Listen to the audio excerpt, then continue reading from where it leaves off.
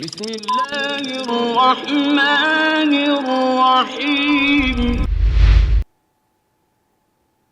السلام علیکم ورحمۃ اللہ وبرکاتہ۔ ناظرین، میں رضوان احمد ندوی ملکی اور عالمی خبروں کے ساتھ آج کے خبرنامے میں دیکھیے، آج وزیر خزانہ نے پیش کیا بجٹ۔ اپوزیشن نے کہا ملک کو بیچنے کا بجٹ۔ شرجیل عثمانی کی تقریر سے بی جے پی میں مچی کھلبلی، کارروائی کا کیا مطالبہ۔ سابق نائب صدر جمہوریہ نے کہا ہندوستان میں مسلمان محسوس کر رہے ہیں خوف۔ عالمی خبروں میں دیکھیے کہ کس طرح میانمار فوج نے کیا تختہ پلٹ، اور بھی مزید اہم خبریں دیکھیے گا ہمارے ساتھ۔ بڑھتے ہیں پہلی خبر کی طرف۔ مہاراشٹر میں ایک اجلاس کے دوران شرجیل عثمانی کے بیان سے بی جے پی چراغپا ہو گئی ہے اور انہوں نے ان کے خلاف کارروائی کا مطالبہ کیا ہے۔ دراصل مہاراشٹر کے پونے میں الگار پریشد کا اجلاس منعقد ہوا، جس میں شرجیل عثمانی نے گزشتہ چند سالوں میں پیش آنے والے واقعات پر نظر ڈالتے ہوئے کہا کہ ہندو سماج سڑ چکا ہے۔ I don't trust Indian judiciary۔ آج کا ہندو سماج، ہندوستان میں ہندو سماج بری طریقے سے سڑ چکا ہے۔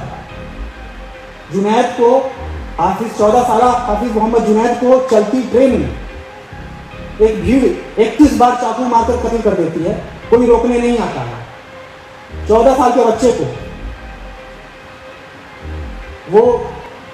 وہ لوگ ہمارے اور آپ کے بیچ میں سے آتے ہیں۔ میں سوچتا ہوں کہ جو لوگ لنچنگ کرتے ہیں، جو لوگ قتل اور تشدد کر رہے ہیں، یہ قتل کرنے کے بعد اپنے گھر جاتے ہیں تو کیا کرتے ہوں گے اپنے ساتھ؟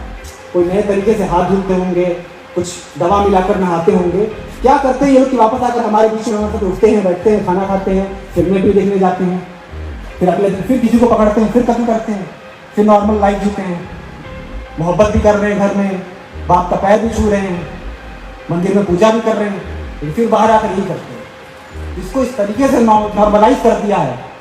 وہی بی جے پی کے رکن اسمبلی رام ساتھ پوتی نے ٹویٹ کر شرجیل عثمانی پر کارروائی کا مطالبہ کیا ہے۔ وہیں بی جے پی کے چیف ترجمان کیشپ اپادھیائے نے وزیر داخلہ انل دیشمکھ کو ٹویٹ کرتے ہوئے لکھا کہ مہاراشٹر میں ہندوؤں کو سڑا ہوا کہنے کی کسی میں ہمت کہاں سے آتی ہے۔ انہوں نے ان کے خلاف کارروائی کا مطالبہ کیا ہے۔ آسام کے نئے اسٹیٹ کوآرڈینیٹر ہتیش دیو شرما کے ذریعے این آر سی کو لے کر جاری کیے گئے ایک متنازع نوٹیفیکیشن کے خلاف جمعیت علماء ہند کی طرف سے داخل کی گئی پیٹیشن پر سپریم کورٹ کی چیف جسٹس کی سربراہی والی بینچ نے نوٹس جاری کر اسٹیٹ کوآرڈینیٹر سے تحریری جواب طلب کیا ہے اور 4 ہفتے کے اندر ان سے یہ بتانے کو کہا ہے کہ انہوں نے اجازت لیے بغیر اس طرح کا سرکولر کیوں جاری کیا۔ ضابطے کے مطابق سرکولر جاری کرنے سے قبل پہلے آپ کو N R C monitoring panel سے اجازت لینی چاہیے تھی۔ واضح ہے کہ یہ نوٹیفیکیشن این آر سی سے ان لوگوں کو نکال باہر کرنے کے لیے جاری کیا گیا ہے جو مشتبہ ہیں یا ڈی ووٹرز ہیں، یا پھر فارن ٹریبیونل نے جن کے بارے میں کوئی فیصلہ نہیں کیا ہے۔ نوٹیفیکیشن میں ریاست کے تمام اضلاع کے رجسٹرار آف سٹیزن رجسٹریشن سے واضح طور پر یہ کہا گیا ہے کہ وہ نہ صرف ایسے لوگوں بلکہ ان کے اہل خانہ کے نام بھی این آر سی سے ہٹا دے۔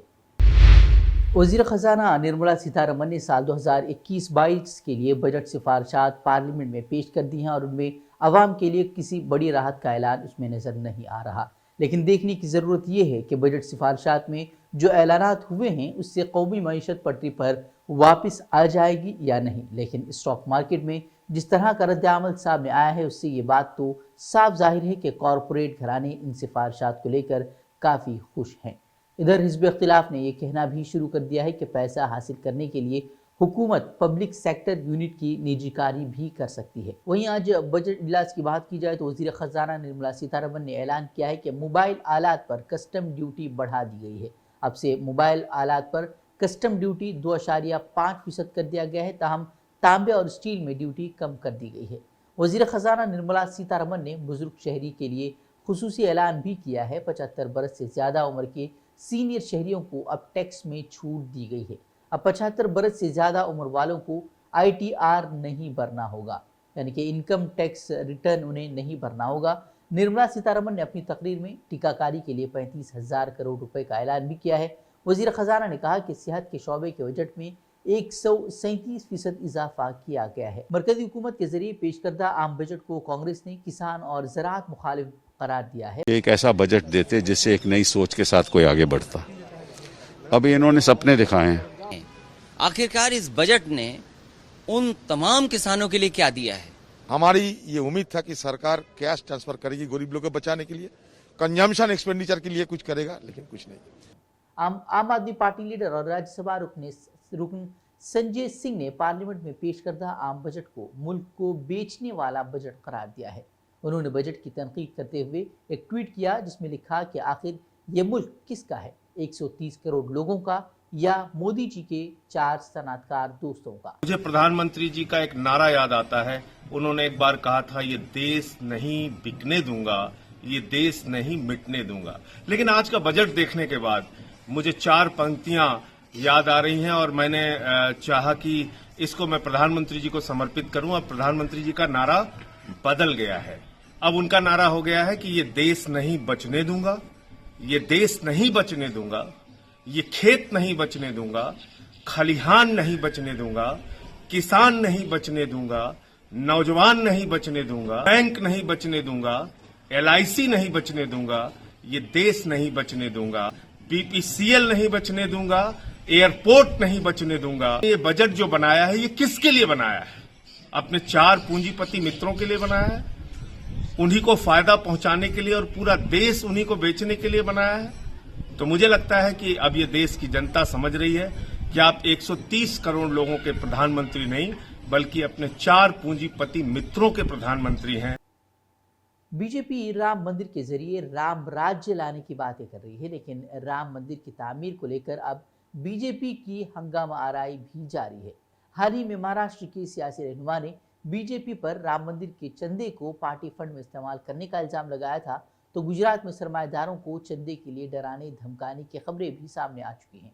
अब बीजेपी के कुछ कारकुनों ने TRS से MLA के घर पर हमला कर दिया है और जय श्री राम के नारे भी लगवाए हैं। इस हमले में वरंगल शहरी और वरंगल दीही अजला के बीजेपी कायदीन और कारकुनान मुबैना तौर पर शामिल थे। बीजेपी कारकुनान की हालत अब ऐसी ही हो गई है कि बगल में छुरी मुंह में राम राम। पुलिस ने 50 से ज्यादा बीजेपी कारकुनान को भी इस मामले में हिरासत में लिया है। धर्म रेड्डी जो कि TRS के रहनुमा है, उन्होंने 3 दिन कबल के इजलास से खिताब करते हुए लोगों से सवाल किया था कि जब भद्राचिल्लम में राम लल्लाम था तो तेलंगाना के लोगों को अयोध्या के मंदिर में क्यों चंदा देना चाहिए। उन्होंने कहा कि हमारे पास भगवान राम मौजूद हैं, हमें इस राम की क्या ज़रूरत है। धर्म रेड्डी के जरिए किए गए इस तबसरे पर बीजेपी कारकुनान ने तनाज़ा खड़ा कर दिया है। इजरायली मुहक्किकीन ने यरूशलेम के जुनूब में हज़रत दाऊद अलैहिस्सलाम के अहद के रंगे हुए कपड़े के धागे दरियाफ्त होने का दावा किया है। ऊन से तैयार किए गए कपड़े के ये धागे जामुनी रंग में रंगे हुए हैं। यरूशलेम के जुनूब में तांबा पैदा करने वाले कदीम कस्बे की खुदाई के दौरान ये कपड़े के धागे दरियाफ्त हुए हैं। मुहक्किकीन का कहना है कि कार्बन डेटिंग की मदद से मालूम हुआ है कि ये धागे कम से कम 1000 कबल मसीह के हैं, जो बाइबल के एतबार से हज़रत दाऊद अलैहिस्सलाम और हज़रत सुलेमान अलैहिस्सलाम का दौर बनता है। मुहक्किकीन का कहना है कि जामुनी रंग मुअज़्ज़ज़ होने और बादशाहत की अलामत है और इस दौर में उसकी कीमत सोने से भी ज़्यादा रही है। खुदाई के दौरान इस इलाके से अभी तक कपड़ा रंगने और सीपियों के आसार भी मिले हैं।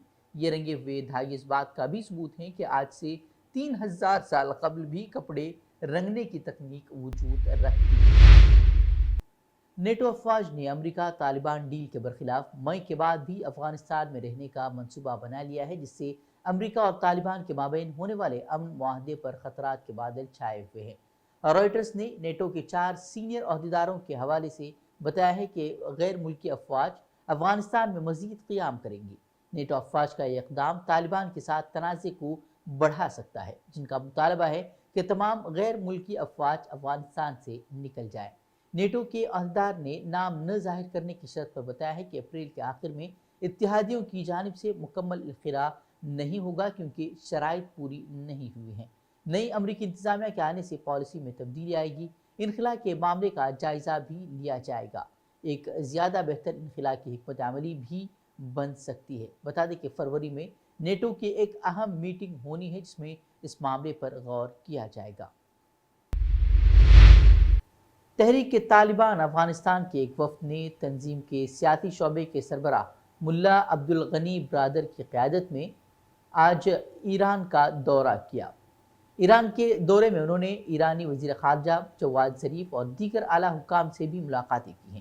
طالبان اور ایرانی وزیر خارجہ کے درمیان ہونے والی ملاقات میں طالبان اور ایران کے درمیان تعاون کو فروغ دینے پر بھی اتفاق کیا گیا۔ وہیں ایرانی حکومت نے طالبان اور افغان حکومت کے درمیان مذاکرات کی بحالی کے لیے ثالثی کی بھی پیشکش کی ہے۔ ایرانی وزیر خارجہ جواد ظریف نے طالبان رہنماؤں سے بات چیت میں ان سے کہا کہ وہ امریکہ پر اعتبار نہ کرے، امریکہ قابل اعتبار ثالث نہیں ہو سکتا۔ ساتھ ہی طالبان وفد کے ترجمان محمد نعیم نے ایرانی وزیر خارجہ جواد ظریف سے ملاقات کو مثبت قرار دیا ہے۔ ترکی کے ساحلی علاقوں میں 4 گھنٹوں کے دوران 3 بار زلزلے کے جھٹکے محسوس کیے گئے ہیں۔ دوسری جانب ماہرین ارضیات نے خبردار کیا ہے کہ استنبول میں کسی بھی وقت 7.2 شدت کا زلزلہ آ سکتا ہے۔ مقامی میڈیا کے کہنا ہے کہ زلزلے کا مرکز بحر احمر میں یونان کے جزیرے میں 10 میل کی گہرائی میں تھا اور جھٹکے ترکی کے مغربی صوبے ازمیر میں بھی محسوس کیے گئے ہیں۔ ماہرین ارضیات کا کہنا ہے کہ استنبول اس وقت دنیا میں زلزلے آنے والے علاقوں میں سب سے زیادہ خطرناک صورتحال کا شکار ہے۔ 1 کروڑ 60 لاکھ آبادی کا شہر استنبول شمالی اناطولیہ کی فالٹ لائن پر کھڑا ہے اور اس خطے میں کسی بھی وقت 7 یا اس سے زائد شدت کا زلزلہ آ سکتا ہے۔ استنبول میونسپل کارپوریشن کی پلاننگ ایجنسی کا کہنا ہے کہ شہر میں 48,000 عمارتیں ایسی ہیں جو 7 شدت کے زلزلے میں انتہائی خطرناک ثابت ہو سکتی ہیں۔ خیال رہے کہ گزشتہ برس 30 اکتوبر کو 7 شدت کے زلزلے نے ازمیر اور یونانی جزیرے ساموس کو ہلا کر رکھ دیا تھا۔ زلزلے سے ازمیر میں خوفناک تباہی ہوئی تھی، جہاں زلزلے سے 117 افراد جاں بحق جبکہ 1000 سے زائد افراد زخمی ہوئے تھے۔ میانمار سے ایک بڑی خبر سامنے آئی ہے۔ میانمار میں انتخابات کے بعد سویلین حکومت اور فوج کے مابین جاری کشیدگی کے دوران فوج نے بغاوت کرتے ہوئے ملک کا کنٹرول سنبھال لیا ہے۔ فوج نے برسر اقتدار جماعت نیشنل لیگ آف ڈیموکریسی کی رہنما آنگ سان سو کی، ملک کے صدر یوین منٹ اور دیگر رہنماؤں کو بھی گرفتار کر لیا ہے۔ آنگ سان سو کی کے پاس کوئی باقاعدہ سیاسی عہدہ موجود نہیں تھا، تاہم وہ برسر اقتدار جماعت کی سربراہی کر رہے ہیں اور ان کی طویل سیاسی جدوجہد کے باعث انہیں ہی ملک کی حقیقی رہنما سمجھا جاتا ہے۔ سیاسی رہنماؤں کی گرفتاری کے چند گھنٹے بعد میانمار کی فوج نے ٹی وی پر اس بات کی بھی تصدیق کی ہے کہ وہ 1 سال کے لیے ہنگامی حالت کا اعلان کر رہے ہیں۔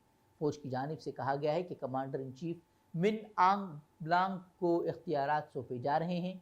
فوج کا کہنا ہے کہ سیاسی رہنماؤں کی گرفتاریاں الیکشن میں فراڈ کے نتیجے میں عمل میں لائی گئی ہیں۔